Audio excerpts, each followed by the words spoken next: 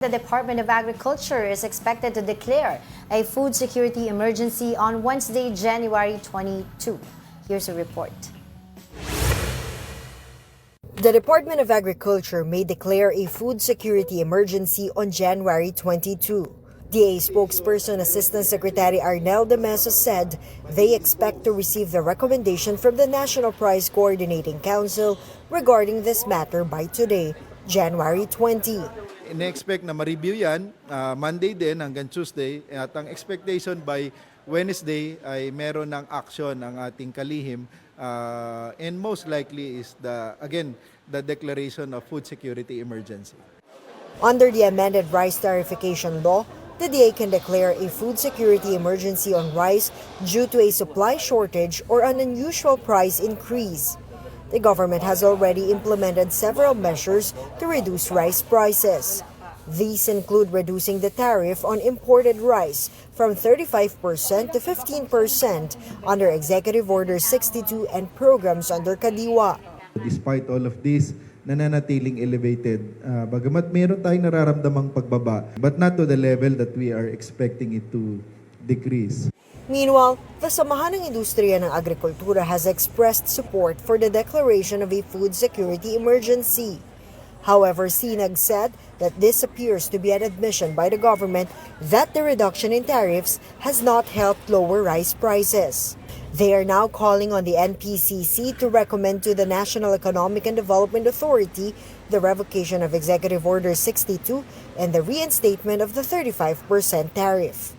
Para yung pondo na nawala, around 16 billion or maibalik sa government para yung pondo na malilikot sa tariff collection, diretsong mag-benefit ang farmers.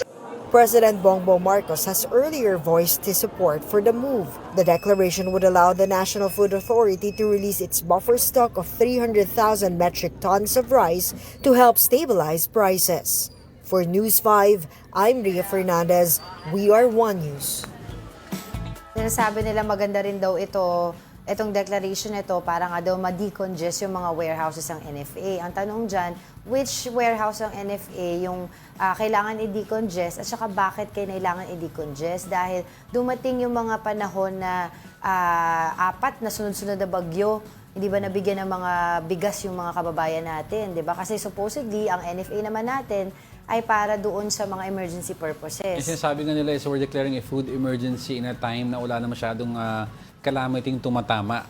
Diba? So what happens pag an actual calamity comes at medyo depleted na yung warehouse mo? Pero sabi naman nila kasi daw, February and by March mostly, anihan na ulit. So yung makukuha nila from this release, okay lang naman daw sa timing ng harvest by Pero March. kung ginagamit nilang one of the reasons being used aside from an actual food emergency is to decongest the warehouse, I don't think that is a good enough reason. Sabi ng ibang groups, while there is a problem with rice prices and there is a problem with the supply, other groups have been saying it does not constitute yet an emergency situation because na-afford pa in general ng general population ang prices ng rice. Pero and there is mataas access. masyado. Oo, and there is access to mga bigas. Oo. 'Di ba? Kasi parang if you were to look at the 1988 to 1990 food emergency ng Russia,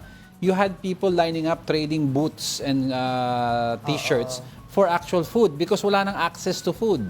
Yun ang sinasabi ito daw ng particular food security emergency declaration na supposedly ano yung specific will be issued provisions by January nito? 22 would be it's either one, walang supply ang bansa. Ayun, okay. Two, is mataas ang presyo. Sobrang taas. That's why we have to understand this more and to seek on yung mga provisions Yes. dito.